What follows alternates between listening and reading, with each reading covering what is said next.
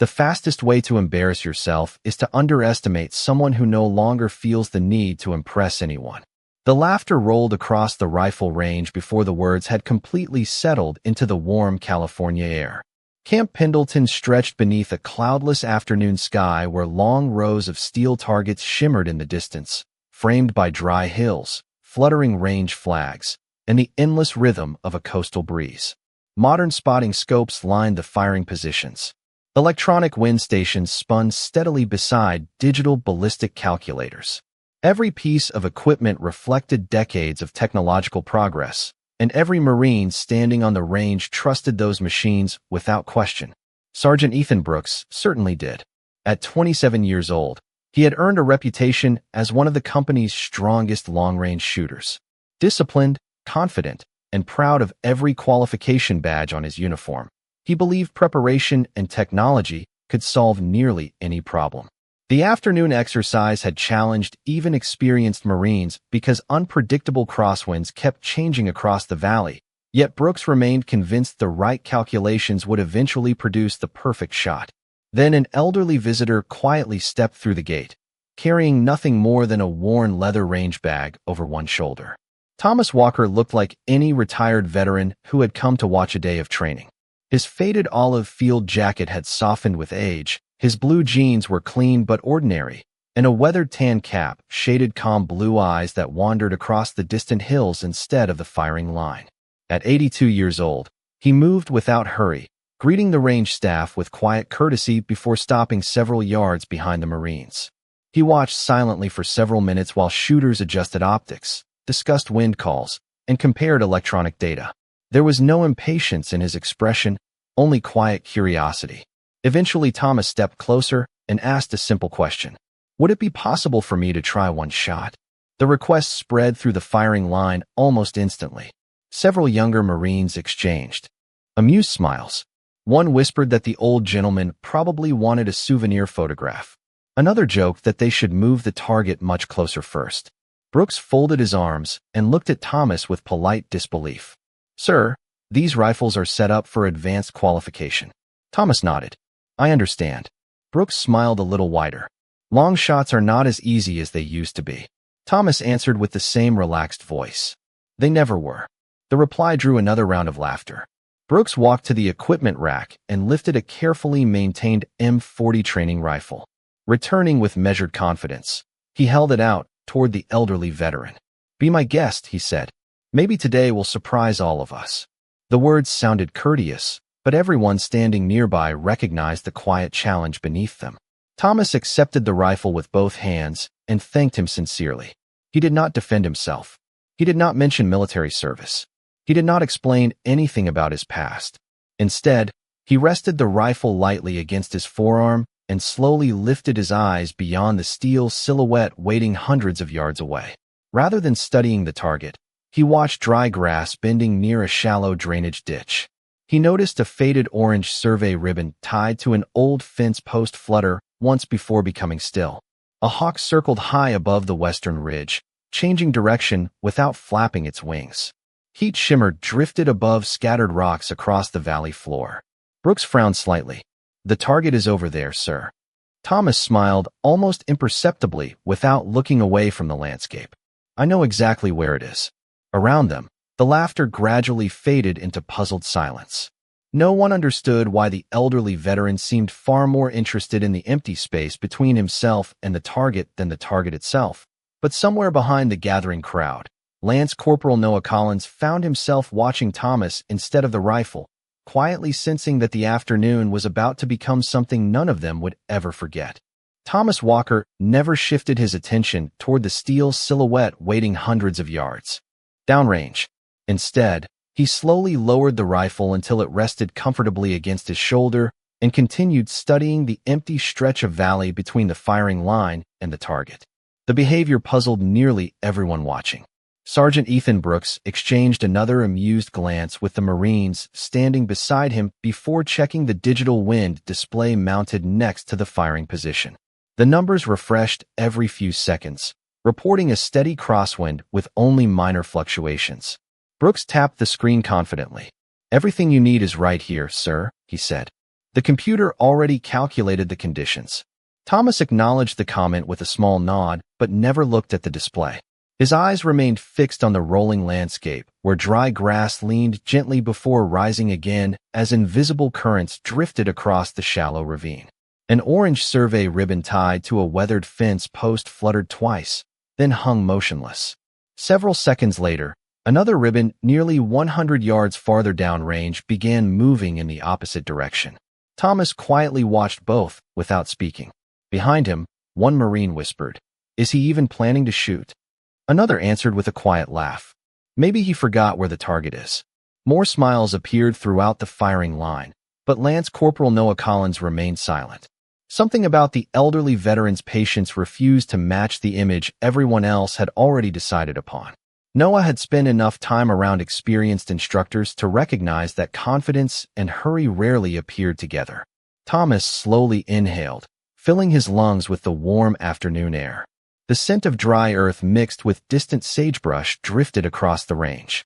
A hawk continued circling high above the western ridge, suddenly banking without flapping its wings before gliding into another invisible current.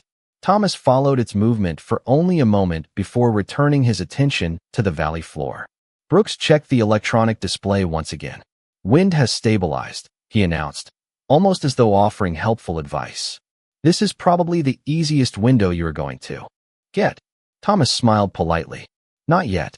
Brooks frowned. "According to the instruments, it is." Thomas finally turned toward the younger Marine, his expression calm and respectful. "The instruments are measuring where they stand," he replied. "The valley is measuring everywhere else." Brooks did not answer immediately. Instead, he looked back toward the electronic station, convinced the old veteran was simply relying on outdated habits. Around them, several Marines folded their arms, expecting the demonstration to end with an ordinary miss that would quietly settle the afternoon. Noah, however, found himself looking away from the target and following the same details Thomas had been studying. The shifting grass, the scattered dust drifting above the rocky ground, the changing ribbons. Even the distant shimmer rising from sunlit stones seemed strangely connected, though Noah could not explain why. Thomas carefully placed the rifle into a comfortable firing position. Every movement appeared smooth, deliberate, and practiced without wasting the slightest amount of energy. His cheek rested naturally against the stock as though the rifle belonged there. His breathing slowed until it blended almost perfectly with the steady rhythm of the afternoon breeze. There was no tension in his shoulders, no urgency in his hands, and no sign that he felt the eyes of dozens of Marines fixed upon him. The laughter that had filled the range only minutes earlier gradually disappeared. Nobody had ordered silence. It simply arrived on its own. Brooks lowered his arms and watched more carefully than before. Noah leaned slightly toward his spotting scope, but kept glancing back at Thomas instead of the distant target. Then, almost without warning, the orange survey ribbon nearest the fence relaxed completely. The hawk leveled its wings. The drifting heat shimmer seemed to settle into long, even waves. Thomas exhaled slowly, and for the first time that afternoon, Noah had the unmistakable feeling that the elderly veteran had not been waiting for confidence. He had been waiting for the valley itself to give permission. No one on the firing line noticed the exact instant Thomas Walker decided the moment had finally arrived. There was no dramatic gesture and no change in his expression. Only Lance Corporal Noah Collins sensed that something invisible had shifted across the valley. The elderly veteran remained perfectly still behind the rifle while the landscape continued speaking in ways few people even realized existed. The nearest ribbon remained quiet. A second ribbon farther downrange drifted gently to the left before settling. The hawk disappeared beyond the western ridge. The shimmering waves of warm air stretching above the rocky ground softened into a slower, steadier pattern. Thomas drew one calm breath and allowed it to leave naturally.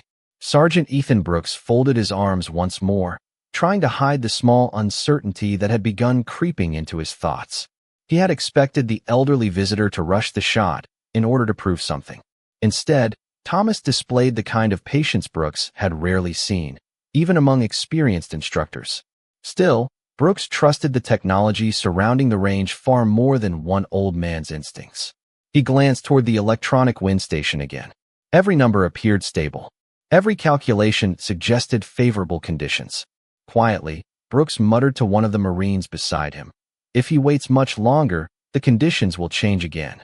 The younger Marine nodded, but neither of them realized Thomas was already accounting for changes they had not yet noticed. Noah leaned toward his spotting scope, but found himself watching Thomas through the corner of his eye. Something about the veteran's posture seemed strangely familiar. It reminded Noah of an instructor who once explained that true masters never fought the environment. They allowed the environment to reveal the right moment. Thomas settled naturally behind the rifle. His support hand rested beneath the stock without unnecessary pressure. His shoulder accepted the rifle instead of forcing it into position. His cheek touched the worn wood as though greeting an old friend. Every movement flowed without hesitation. There was no stiffness in his wrists, no tightening around the trigger, no sign that dozens of Marines stood behind him expecting failure. The range itself seemed to grow quieter. Conversations disappeared completely. Even the instructors stopped offering corrections to other shooters as their attention shifted toward the elderly veteran. Brooks lowered his binoculars, no longer smiling. Curiosity had quietly replaced amusement. Thomas looked through the optic only once. It was not a long examination. He seemed to confirm what he already knew before relaxing again. His breathing slowed until each breath blended with the gentle movement of the afternoon air. Noah suddenly remembered a sentence spoken years earlier by an aging marksmanship instructor. The target never tells you when to fire. The world between you and the target does. At the time, Noah thought it sounded poetic. Watching Thomas now, it felt practical. The veteran's finger moved to the trigger with extraordinary patience. It did not pull. It simply rested there, waiting. Several long seconds passed. Brooks shifted his weight, convinced another delay was coming.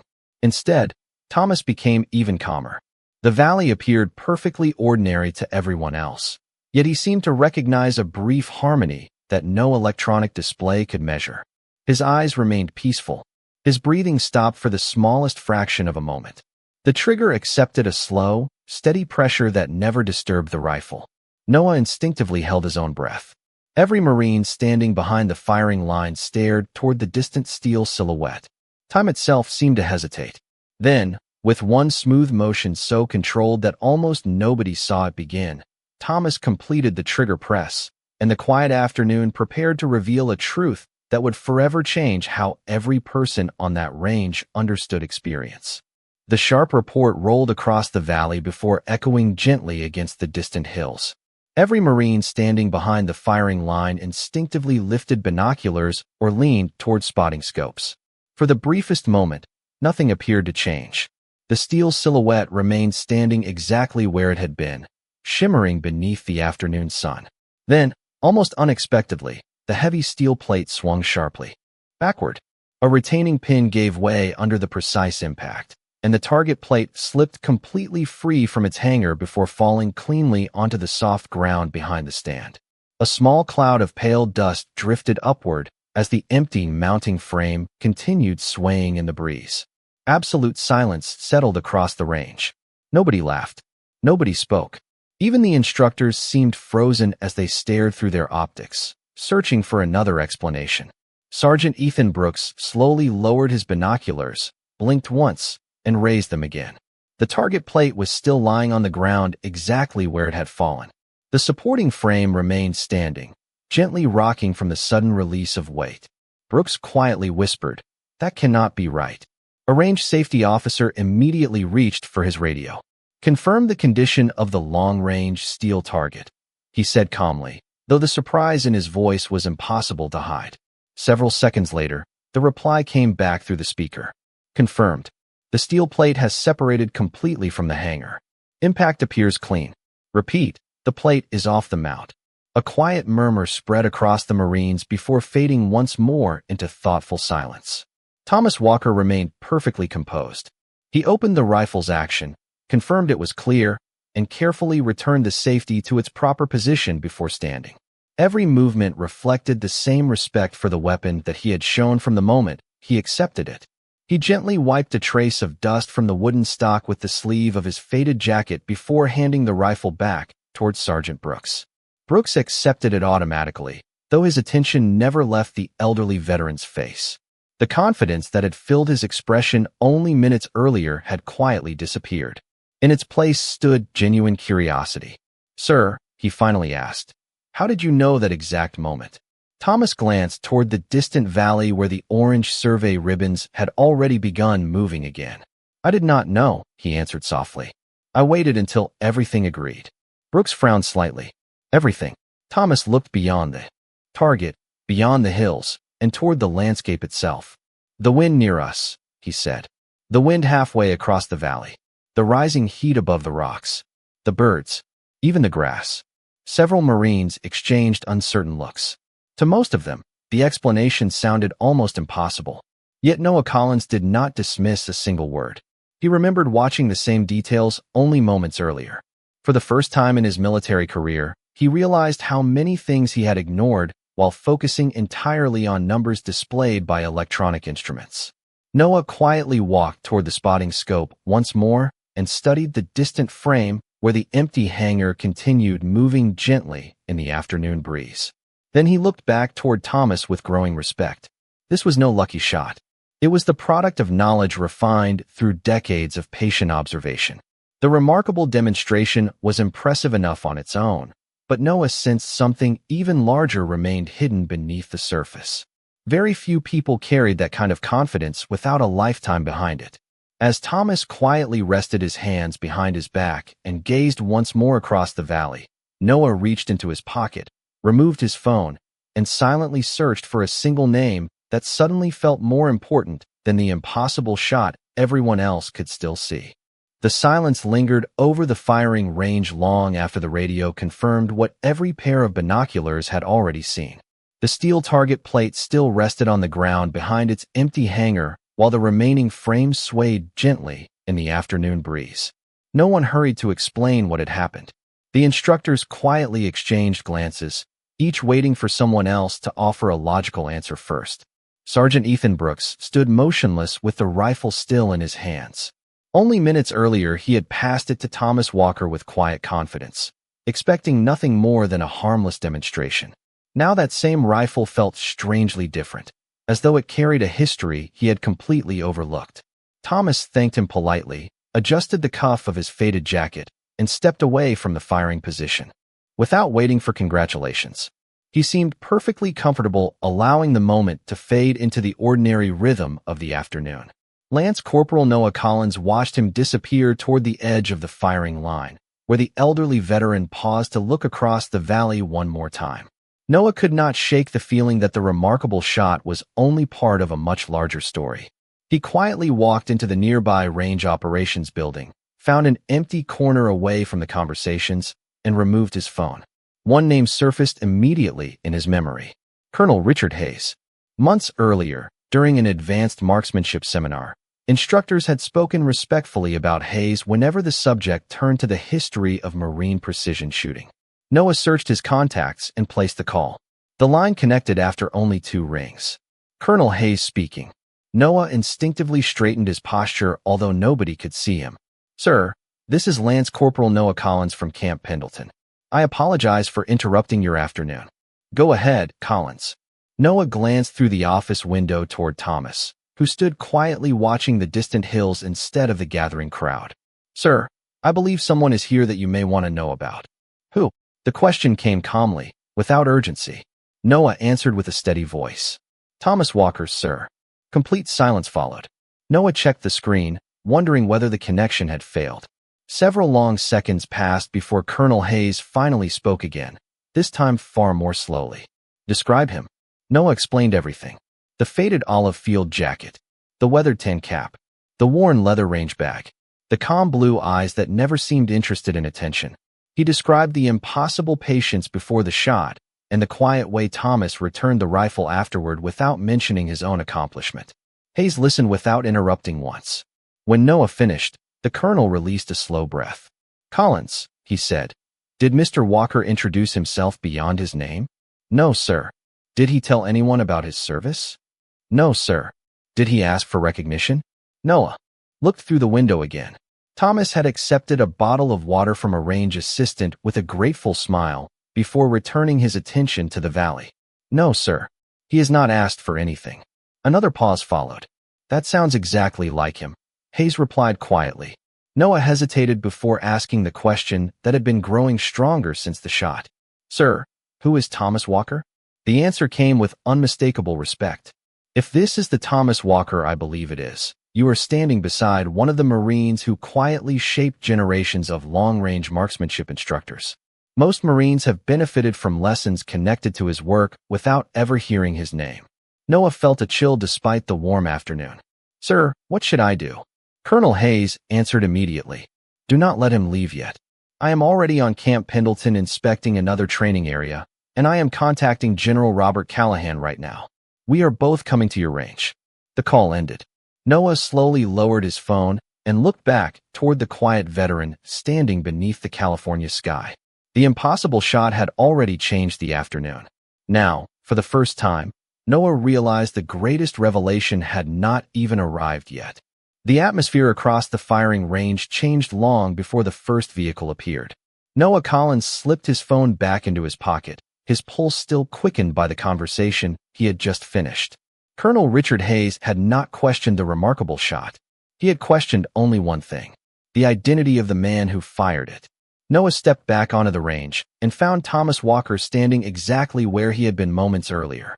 The elderly veteran rested comfortably near the fence, holding a paper cup of water while watching the afternoon light drift slowly across the distant hills. Nothing about his posture suggested he expected visitors. Nothing about his calm expression hinted that he had just become the center of attention. Sergeant Ethan Brooks remained beside the rifle rack, replaying every moment of the demonstration inside his mind. The digital wind station still displayed its calculations, yet those numbers no longer carried the certainty they had only minutes before. Brooks looked toward Thomas several times, wanting to ask another question but finding no words that seemed appropriate. The silence was interrupted by the distant sound of engines approaching along the access road. Heads turned almost immediately. Two dark government sport utility vehicles rounded the bend, followed by a command sedan displaying official Marine Corps markings. The convoy moved steadily across the gravel before slowing near the operations building. Every Marine on the range instinctively straightened.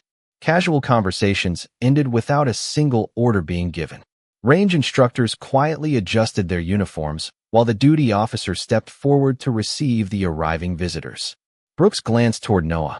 Was someone scheduled to inspect the range today? Noah slowly shook his head. Not that I know of.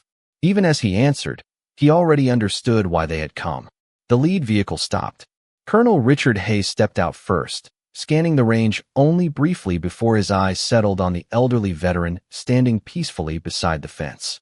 Hayes did not hesitate. He began walking directly toward Thomas with a pace that carried unmistakable purpose. Behind him, another vehicle door opened. General Robert Callahan emerged, acknowledging the assembled Marines with a courteous nod before following the colonel across the firing line.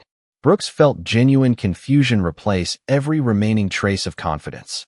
General officers did not normally interrupt training simply because someone had fired an impressive shot.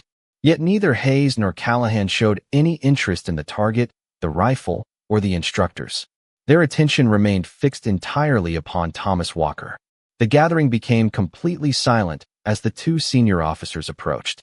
Thomas finally turned, recognizing Colonel Hayes almost immediately. A warm smile crossed his face. Richard, he said gently. It has been a while. Hayes smiled and returned before extending his hand. Far too long, Tom. Their handshake was firm but familiar, carrying the easy respect shared between people whose history required no explanation. General Callahan arrived beside them only moments later. He removed his cover before offering his hand. Mr. Walker, he said sincerely, I was hoping we would meet again someday. Thomas accepted the greeting with quiet humility. It is good to see you again, General. Around the range, dozens of Marines watched without speaking. Brooks stared in complete disbelief. The elderly man he had quietly underestimated was being greeted by a colonel and a general as an equal rather than as a visitor. Noah noticed something even more remarkable. Thomas never appeared impressed by rank. He treated both officers with the same calm courtesy he had shown every Marine on the range that afternoon. It was not disrespect. It was the confidence of someone who no longer measured people by insignia alone. The valley remained peaceful beneath the late afternoon sun, while every person standing there realized the extraordinary demonstration they had witnessed was only the beginning. The impossible shot had opened the door, but the quiet respect now unfolding between 3 generations of Marines revealed that the true measure of Thomas Walker had never been hidden inside a rifle. It had always been carried within the life he had lived long before anyone on that firing line learned his name. General Robert Callahan remained silent for several long seconds after shaking Thomas Walker's hand. The quiet carried more weight than any formal introduction could have. Every Marine on the firing line watched the scene unfold with complete attention, unable to understand why a general and a colonel had crossed Camp Pendleton simply to greet an elderly visitor. Sergeant Ethan Brooks stood motionless beside the rifle rack, replaying every word he had spoken since Thomas first walked onto the range. The confident smile that had accompanied his challenge now felt painfully distant. General Callahan slowly turned toward the assembled Marines before speaking in a calm, measured voice. "Most of you believe you witnessed an extraordinary shot today." He paused briefly, allowing the words to settle. "You did, but the shot is not the reason Colonel Hayes called me." Curious expressions spread throughout the formation. The general rested one hand lightly against the wooden stock of the training rifle before looking back toward Thomas. Many years ago, long before today's electronic systems existed, the Marine Corps relied upon instructors who understood the land as well as they understood the rifle. They taught observation before calculation, patience before speed, and discipline before confidence. One of those instructors is standing beside me. Brooks slowly lifted his eyes toward Thomas, struggling to connect the quiet man before him with the history the general was describing. Colonel Hayes smiled faintly, as though remembering another time. "When I was a young lieutenant," he said, "I spent an entire week trying to understand why this man kept telling me to stop looking at the target. I thought he was making the exercise more difficult than necessary." Thomas gave a modest smile, but remained silent. Hayes continued, "On the final day, he simply told me to watch the grass halfway to the target instead of the target itself. That lesson stayed with me for the rest of my career." General Callahan nodded. "Those principles eventually became part of advanced marksmanship instruction. They have been refined, modernized, and supported by technology, but their foundation came from Marines who learned them through years of observation rather than expensive equipment." The younger Marines listened without moving. Several instinctively glanced toward the valley where the dry grass continued bending beneath invisible currents they had ignored all afternoon. The landscape suddenly appeared very different. Brooks quietly asked, "Sir, why have I never heard his name?" Callahan answered without hesitation, "Because Mr. Walker never cared whether anyone remembered who taught the lesson. He only cared that the lesson survived." Thomas lowered his eyes briefly before speaking for the first time since the senior officers arrived. "Knowledge is supposed to travel farther than the person who shares it." The sentence was simple, almost conversational, yet it carried across the silent range more clearly than any speech. Noah Collins felt those words settle deeply in his mind. He realized that every remarkable instructor he had admired probably carried pieces of wisdom handed down through people they had never met. Thomas was one of those unseen foundations. General Callahan slowly faced the formation once more. "There will always be newer equipment," he said. "There will always be faster computers and more advanced optics.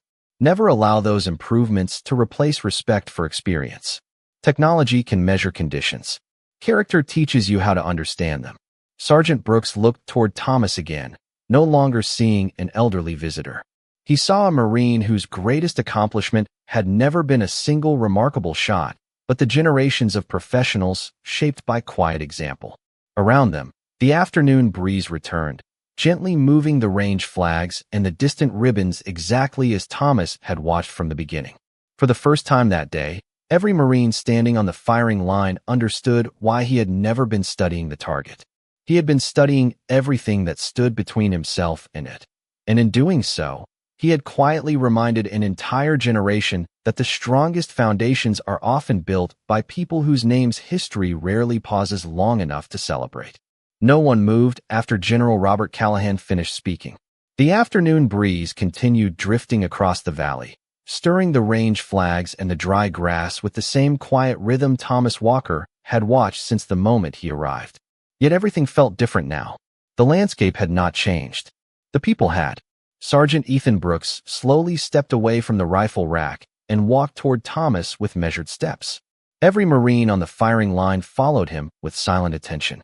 Only hours earlier he had greeted the elderly veteran with polite disbelief hidden behind an easy smile. Now there was no trace of that confidence. Brooks stopped a few feet away and removed his cover.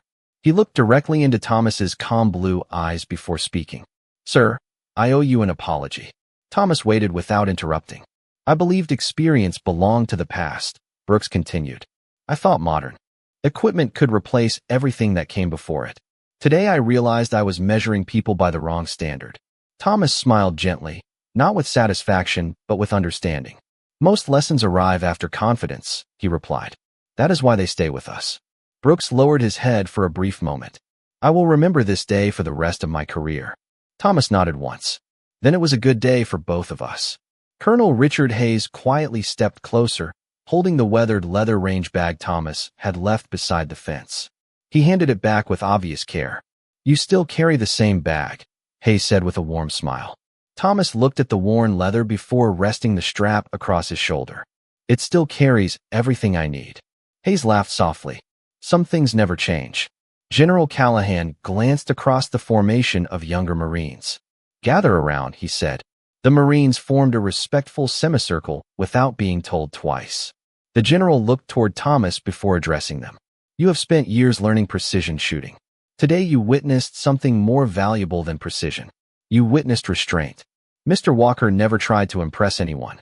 He never corrected those who underestimated him. He simply allowed his actions to speak when the time was right. Several Marines quietly nodded. Noah Collins stood near the front, listening carefully to every word. The general continued. "You will eventually teach Marines of your own. When that day comes, remember this afternoon. Share your knowledge freely. Accept new technology with gratitude, but never allow it to replace observation, patience, and humility. Those qualities cannot be programmed into any machine."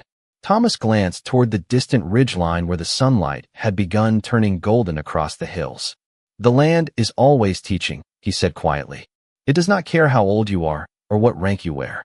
It only rewards those willing to pay attention." Noah looked back across the valley exactly as Thomas had done all afternoon. For the first time, he noticed details he would have ignored only hours earlier. Grass moved differently along the shallow draw. Heat shimmer changed above the rocks. The ribbons nearest the target no longer matched the ribbons beside the firing line. The landscape had been speaking the entire time. He simply had not known how to listen. Thomas thanked the range staff for their hospitality and shook hands with Colonel Hayes before exchanging one final handshake with General Callahan. There were no speeches prepared, no formal ceremony, and no medals waiting to be presented. None of them seemed necessary. The greatest recognition had already been given through quiet respect. As the sun settled lower over Camp Pendleton, every Marine standing on that range understood that they had not merely watched an extraordinary demonstration. They had encountered a man whose greatest achievements had never depended on being remembered, because the strongest legacy is often carried forward by the people who quietly pass their wisdom to others before walking away without asking anyone to know their name. The golden light of early evening slowly settled across Camp Pendleton as the gathering began to dissolve into quiet conversations. The remarkable demonstration was over, yet no one seemed eager to leave. Marines who normally packed equipment with practiced speed found themselves lingering beside the firing line, glancing once more toward the distant valley where an ordinary steel target had become the beginning of an unforgettable lesson. Thomas Walker adjusted the worn leather strap across his shoulder and prepared to leave exactly as he had arrived, without ceremony and without expectation. Sergeant Ethan Brooks walked beside him for several steps until they reached the gravel path leading toward the parking area. Neither man spoke immediately. The silence between them felt comfortable rather than awkward. Finally, Brooks stopped and faced the elderly veteran one last time. "Sir," he said quietly, "this morning I thought I understood what experience looked like. I was completely wrong." Thomas smiled with the same calm expression that had never changed throughout the day. "Experience is not something you can see," he answered. "You recognize it only after you have learned enough to stop looking for appearances." Brooks nodded slowly, allowing the words to settle. I hope one day I can earn that kind of wisdom. Thomas placed a gentle hand on the younger Marine's shoulder for only a brief moment. You already started today, he replied. The moment you became willing to learn, you began moving in the right direction. A few yards away, Lance Corporal Noah Collins stood watching the exchange while General Robert Callahan and Colonel Richard Hayes quietly prepared to return to their vehicles. Hayes smiled toward Thomas before calling out, "Do not wait another decade before visiting us again." Thomas laughed softly. "I will try to improve my schedule." Even the general smiled at the remark. As Thomas continued walking, several Marines instinctively stepped aside, creating a clear path without anyone giving an order. Some nodded respectfully. Others offered a quiet greeting. A few simply stood at attention until he passed. Thomas acknowledged each gesture with the same humble courtesy, never slowing his pace, never acting as though he deserved special treatment. When he reached his pickup truck, he carefully placed the leather range bag inside before pausing to look back across the training area. The evening breeze still moved through the dry grass exactly as it had hours earlier. The range flags continued turning. The distant ridgeline glowed beneath the fading sunlight. Nothing about the landscape had changed. Only the people looking at it had changed. Noah quietly walked to the firing position where Thomas had stood earlier. He looked beyond the empty target frame and noticed the moving grass, the shifting heat above the rocks, and the gentle movement of the survey ribbons. For the first time, the valley seemed alive with details he had never truly seen before. Brooks joined him without speaking. The two younger Marines stood side by side, watching the same landscape through different eyes than they had that morning. General Callahan observed them for a moment before saying softly to Colonel Hayes, "That lesson will last longer than any classroom lecture." Hayes nodded in agreement. Some instructors teach with words.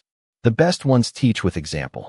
As Thomas's truck disappeared beyond the entrance gate, the range returned to its familiar routine, yet an invisible legacy remained behind.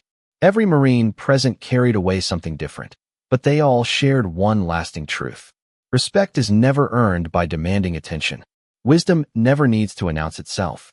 The strongest character often speaks through quiet actions that leave an impression long after footsteps fade into the distance. And somewhere beyond the rolling California hills, one elderly Marine continued his journey exactly as he had lived it, proving without ever trying to prove anything that true honor is remembered not because it asks to be seen, but because it quietly changes everyone fortunate enough to witness it.